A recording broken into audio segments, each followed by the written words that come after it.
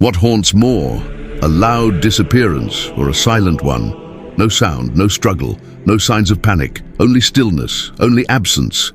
That's what the relief crew found when they stepped onto Eilean Mòr, one of the most remote and hostile outposts on the edge of the Atlantic. The lighthouse they were sent to check shone just fine. But inside, 3 men were gone. The keepers had vanished. The fire was out. The clock had stopped, and the only thing left behind was confusion. This isn't fiction. It's a real case from 1900, and to this day, no one can explain it. This is the forgotten file, reopening case histories the world never solved, and the ones we never truly let go. Let us begin at the far edge of the map, where the sea roars louder than any explanation. The Flannan Isles, a cluster of 7 jagged rocks off the northwest coast of Scotland, uninhabitable, unwelcoming, and yet critically important in their time. This is where the North Atlantic throws its full weight against the cliffs. In 1895, a lighthouse was constructed on the largest of the islands, Eilean Mòr, a safety measure for ships, a symbol of reliability, a rotating light that promised the outside world someone's watching. That promise would soon break. 3 lighthouse keepers staffed it in rotation: James Ducat, the principal, Thomas Marshall, his assistant, and Donald MacArthur, a relief keeper. They were seasoned men, not rookies, not afraid of the sea. For weeks, the weather was rough. The sea too violent for supply ships, but come Boxing Day, December 26, 1900, the weather cleared. The relief vessel, the Hesperus, finally made its run to the island. What they found immediately felt wrong. The flagstaff was bare, no flag, none of the usual greeting party. The jetty area was oddly still, not just unmanned, but tidy, as though unused. The men called out. No reply. They climbed to the lighthouse, front door jacks locked, climbed in through a window. What they saw inside remains chilling. The clock had stopped. Half-eaten meals lay cold on the table. A chair was overturned, as if someone had left in a hurry. Coats were missing for 2 of the men. 1 coat remained, still hung. The fire had long gone out, something unheard of for that time of year. And then, nothing. No signs of life, no signs of struggle, no signs of departure in any direction. 3 full-grown men vanished. Let's walk back through what we know. Static post-rotation protocol meant the keepers operated on a strict schedule. Always 2 on duty, 1 resting. Never leave the lighthouse unattended. The light should never stop. The logs should never stop. The fire should never stop. But when investigators began reading through the final entries in the station logbook, the temperature of the case changed. 3 entries stood out, calm at first, then increasingly strange. 1 entry described unusually severe winds, saying they were the likes of which I have never seen before in 20 years. Another said Marshall had grown quiet, withdrawn. MacArthur, known as stoic and even aggressive, had been crying. And lastly, just days before the disappearance, storm ended, sea calm. God is over all. Strange words for a crew that didn't scare easily. And stranger still, no storms were recorded in the region during those days. What were they reacting to? Was it something only they saw, or something only they believed? James Ducat, as the senior keeper, had been through worse weather than most men ever would. Thomas Marshall had stepped up from civil engineering, a structured thinker. Donald MacArthur was ex-military. He had a reputation for strength and occasional rage. And yet, according to 1 report, he sobbed during a storm. Why? Let's consider the possibilities for a moment, not through superstition, but through humanity. Lighthouse duty is not for the weak. You are isolated, cut off by days, sometimes weeks, of screaming sea. 3 men locked into routine, barely any communication with the mainland, facing storms so loud they shake the stone walls like a drum. No phone, no boat, no way out. Psychological breakdowns happen in modern jobs. Imagine what happens in a job like theirs. What if one man lost control? What if another tried to calm him? What if a third got caught in the middle? It's easy to spiral into what-ifs, but let's stay grounded. The physical evidence from the site supported almost nothing. There were no signs of violence, no blood, no exit. And that's what makes this vanishing so brutal to witness. Because we're not talking about lost hikers or missing sailors here. We're talking about men stationed at a beacon of order. A lighthouse is meant to symbolize certainty, consistency, that however wild the sea becomes, someone up there is watching. But on Eilean Mòr, that illusion cracked. And once you strip away the practical explanations, weather, equipment failure, communications delay, you're left with one unexplainable piece. Why would 3 responsible men vanish simultaneously and leave the lighthouse sealed behind them? In the next part of the Forgotten File, we'll read deeper into the logbook, where behavior changes, tension builds, and the questions shift from what happened to what did they know was coming. Because sometimes the loudest warning signs come from the ones trained never to panic. This file isn't closed. Stick with us for part 2. We left Eilean Mòr with an open door, an overturned chair, and 3 men gone. No goodbye, no storm damage, no trace. But what was left behind was the one place they spoke freely, the logbook. Every lighthouse keeper kept one, a running record of weather, duties, equipment failures, routine by design, emotionless, factual. But the last entries left by the Eilean Mòr keepers, they were anything but routine. Welcome back to the Forgotten File. This is part 2 of a very real disappearance, and the entries you're about to hear are just as disturbing today as they were over a century ago. December 12th, 1900. The first sign of something unusual. Severe winds, the likes of which I have never seen before in 20 years. This is from Thomas Marshall, assistant keeper, a man trained to record facts, not feelings. But the line is personal, emphatic.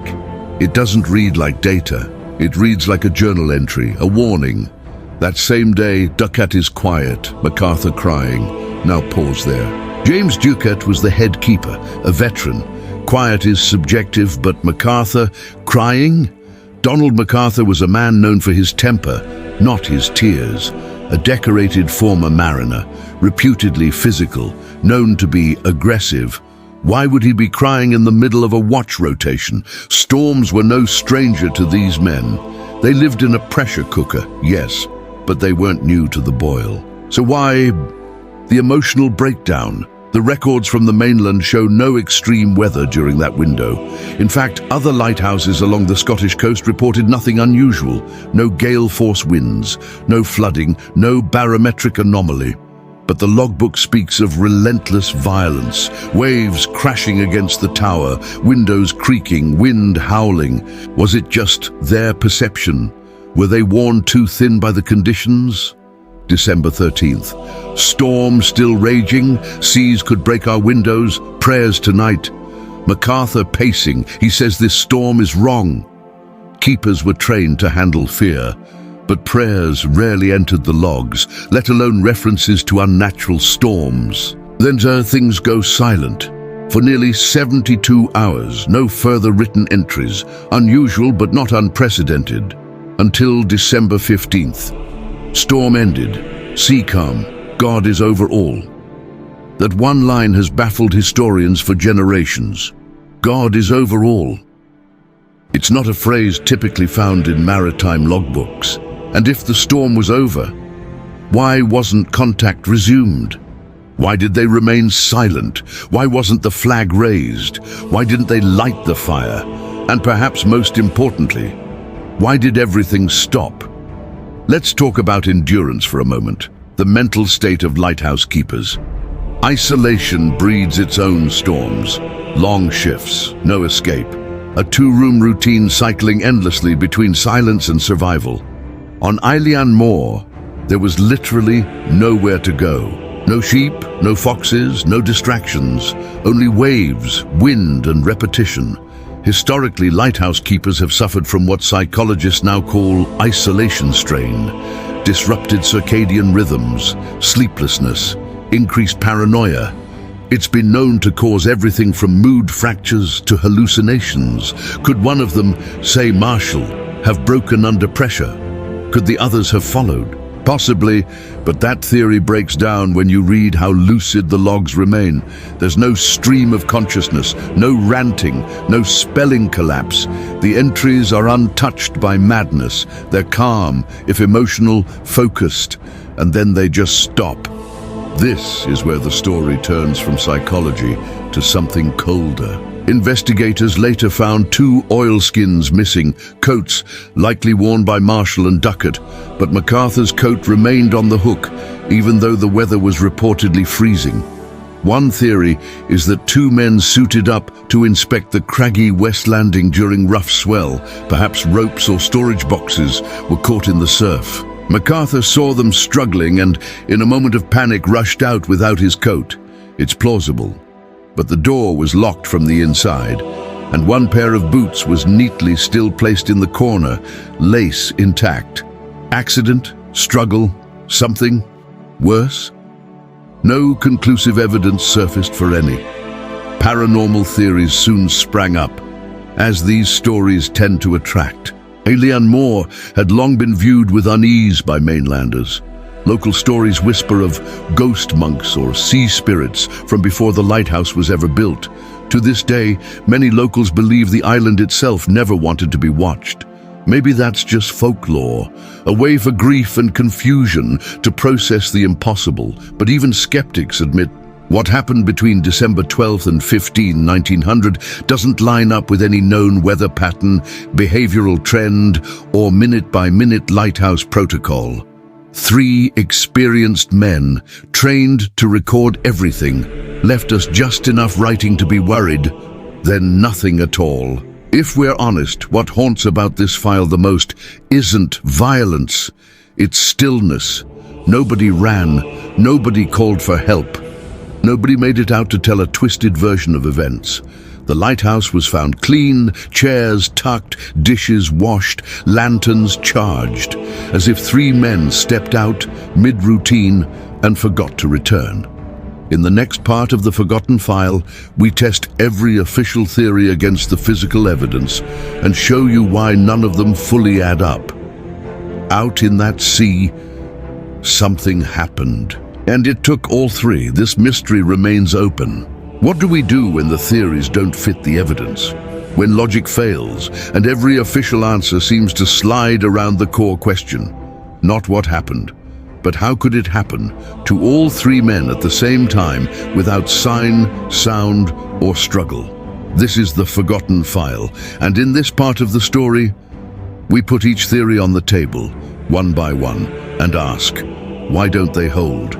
Let's begin with the most common, most practical explanation, the rogue wave theory. The idea is simple. A freak wave, maybe 100 feet tall, slams the rock.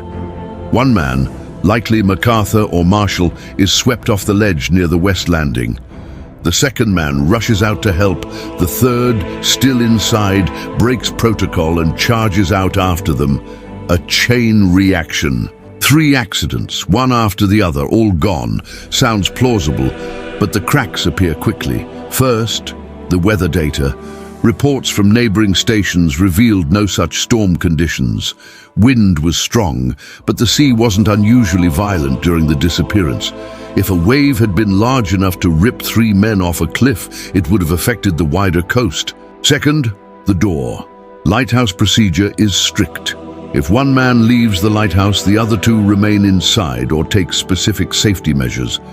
But more than that, the outer door was locked from the inside. Someone had sealed the tower.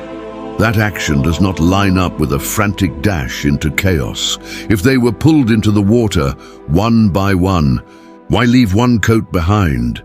Why eat halfway through a meal and then run? And even if 1 man chose to break protocol to save the others, why all 3?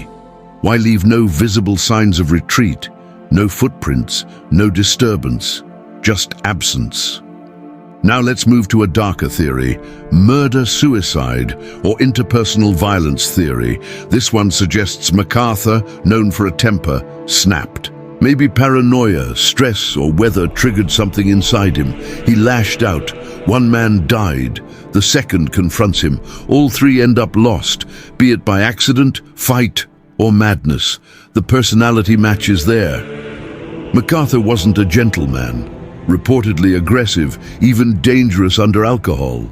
And if one voice wrote MacArthur crying in the logs, maybe something really was breaking down. But here's the gap. No blood, no signs of violence, no logs showing pre-escalation, no history of serious disciplinary action against MacArthur. And again, back to the fire. If someone had killed the others, or in a blur of rage pushed men from the cliffs, would the table be set? Would the beds be made? Would the fire be neatly out, as if untended for hours? A murder left this tidy? Highly unlikely. Still, some say trauma comes quietly. That one man might have hidden the act before walking calmly into the sea. But that doesn't explain the final logbook line, "God is over all." That doesn't read like a killer's parting thought. It sounds surrendered. Like someone preparing to leave, but not because of violence. Let's move to the lesser-known but government-approved fallback. Slippery rock, accidental fall theory. Idea: the men were securing supplies or equipment. One falls. Next rushes to help. Last follows. All slip, all perish. Basic, believable. But again, fragile. The wind speed at time of disappearance wasn't extreme. The Western landing equipment, ropes, crates, gear, was still secure. Checks showed it hadn't been used recently. There wasn't a rush to fetch it. And as always, why was the door locked? Why was food partially eaten? Why did one man, whoever stayed, dress in full oilskins and leave the other behind? This theory asks us to believe in a perfect chain of small, unfortunate decisions. But in lighthouses, and especially in military-ran ones like this, perfection in failure is extremely rare. Which brings us to the wild cards. Unrecorded command or cover-up theories. Some believe the men were removed by force, by government, maybe as witnesses to something, or because of something they saw. It's slippery. There is no physical evidence of an abduction or outside presence. No damage, no sign of a boat sneaking ashore, no foreign footprints, and zero indication this was a location of interest beyond its purpose. But there is one corkscrew detail. Sometime after the incident, a revised lighthouse log was distributed without the original distressing entries, sanitized, cleaned. Who altered it? Why? That's unanswered. But the edit exists, which shakes the confidence in the entire paper trail behind the disappearance. Now, before we grab the tinfoil, let's ground it. Maybe the edits were practical, less about conspiracy, more about optics. If you were the Lighthouse Commission and your experienced crew vanished without cause, do you publish logs talking about crying and prayers? Or do you clean it? For the public, for the families, for PR. Still, when the evidence is this loose, every decision feels suspicious. And then, there's the final category. Something else. Locals feared Eilean Mòr long before the lighthouse existed. Legend said men weren't meant to stay on it overnight, that the island called things through fog. That time lived differently there. Sailors reported strange lights in the skies around the Flannan Isles, disorienting audio, even hallucinations like phantom songs during heavy mist. We're not saying anything paranormal happened, but we are saying this. No theory explains everything. The wave theory fails the door, the accident theory fails the logs, the murder theory fails motive and evidence, and that points toward possibility. Something not in the logs, not in the records, not in our framework for reason. Because what's more terrifying than death is the idea of removal. like something erased their place completely. In part 4 of The Forgotten File, we explore the stories locals told long before the lighthouse was built. Because if you believe folklore left no fingerprints in this case, you haven't looked deep enough. This file remains active. Not every mystery leaves behind a body. Sometimes it rots into legend. Sometimes it stands, stone and silent, like a warning. This is The Forgotten File, and in part 4, we turn away from explanations grounded in the physical world to something older, something whispered. Because before the lighthouse came to Eilean Mòr, the island was already a name locals spoke carefully, and there were already stories. Not stories about men disappearing, but something worse. Stories about what waits when the mist rolls in. Scotland is no stranger to lore, sea spirits, wailing voices, second sight. A culture where land is rooted in memory, and every coastline has more than just water at its edge. The Flannan Isles, where Eilean Mòr sits isolated, have long stood out in the map of myth. The name Flannan likely comes from Saint Flannan, a 7th century priest said to have visited the Isles in solitude. But before the saint, before the chapel built high into the cliff, the island was known to the local Hebridean communities as a thin place, a spot where the veil between this world and the next runs thinner than the skin on the back of your hand. In Celtic tradition, thin places are often avoided. Not haunted exactly, they're off limits. Not cursed, just touched. And Eilean Mòr was deeply touched. Locals said no man should spend the night there, that after sunset, voices from the sea could be heard calling names, not in fear, but in mimicry. That the chapel at the top of the hill had been built to contain something, not worship it. Sailors offered prayers as they passed. Some left small stones or locked wooden crosses before returning to the sea. It was a known superstition. Never spend 3 nights there, 2 maybe, never 3. The lighthouse changed that permanently. When the light was built in the 1890s, these were the warnings the construction crew heard from islanders and fishermen. Most laughed at first, until gear would go missing, until compasses spun, until one worker, unnamed in records, reportedly jumped into the water without reason and refused to say why. He wasn't fired, he was allowed to leave.